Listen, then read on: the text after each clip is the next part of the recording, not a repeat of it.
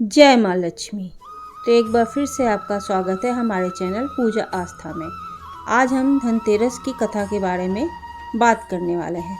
शास्त्रों में वर्णित कथाओं के अनुसार समुद्र मंथन के दौरान भगवान धन्वंतरी हाथों में अमृत कलश लेकर प्रकट हुए थे। जिस तिथि को भगवान धन्वंतरी समुद्र से निकले वह कार्तिक मास के कृष्ण पक्ष की त्रयोदशी की तिथि थी।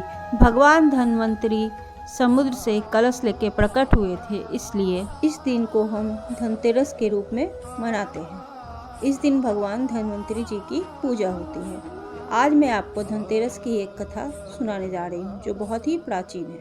प्राचीन समय की बात है। क्षीर सागर में माता लक्ष्मी जी के साथ निवास करने वाले श्री हरि के मन में विचार आया कि एक बार चलकर मृत्यु लोक का निरीक्षण किया जाए। माता लक्ष्मी भी उनके साथ आने को कहने लगी।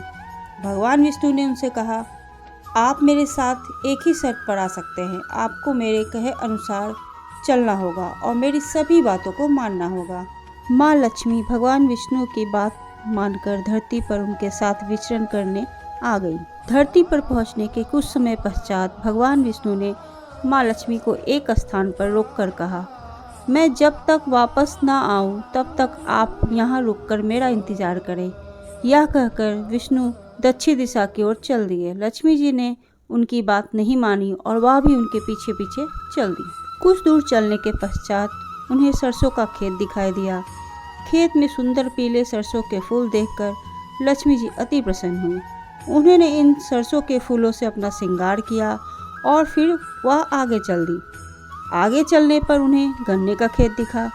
पके तैयार गन्ने को देखकर माँ लक्ष्मी जी से नहीं रहा गया और फिर वह गन्ने के खेत में रुककर गन्ना चूसने लगी। अपनी आज्ञा का उल्लंघन देखकर भगवान विष्णु को माता लक्ष्मी पर क्रोध आ गया। उन्होंने माँ लक्ष्मी को शाप दे दिया, तुमने मेरी आज्ञा का उल्लंघन किया है, तुमने किसान के खेत से चोरी की है। इस सब के बदले अब तुम्हें 12 वर्ष तक किसान के घर में रहकर उसकी सेवा करनी होगी। भगवान माता लक्ष्मी को धरती पर छोड़कर क्षीर सागर वापस चले गए। 12 वर्षों तक माँ लक्ष्मी किसान के घर रहकर उसे धन धान रत्न आभूषणों से भर दिया। 13वां वर्ष लगते ही शाप पूरा हुआ और भगवान विष्णु माँ लक्ष्मी जी को अपने साथ ले जाने के लिए वापस धरती पे पहुंच गए। भगवान विष्णु को देखकर किसान ने लक्ष्मी जी को उनके साथ भेजने से इनकार कर दिया। तब विष्णु जी ने किसान को समझाया कि लक्ष्मी जी तो आज तक कोई रोक नहीं पाया है, वह तो चलमान है, आज यहाँ तो कल कहीं और। मेरे शाप के कारण ही 12 वर्ष से वह आपके पास रुकी हुई थी, मगर अब इनके जाने का वक्त आ गया है। इतने बड़े किसान नहीं माना और लक्ष्मी जी को नहीं भेजने का हठ करने लगा। तब लक्ष्मी जी को एक उपाय सूझा। उन्होंने कहा, मैं जैसा कहूँ आपको वैसा ही करना होगा। फिर लक्ष्मी जी ने बताया, कल तेरस है, तुम अपने घर साफ सफाई करके उसे लीप पोत कर स्वच्छ कर लो। शाम की बेला में घी का दीपक जलाकर मेरी पूजा करना। तांबे के एक कलश में सिक्के भरकर मेरे लिए रखना। मैं उस कलश में निवास करूंगी, फिर 1 साल के लिए तुम्हारे घर में ही निवास करूंगी। किसान ने ऐसा ही किया। उसका घर धन धान से संपन्न हो गया। तब से हर वर्ष कार्तिक मास के कृष्ण पक्ष की तेरस को धनतेरस के रूप में मनाया जाता है। जय लक्ष्मी माँ।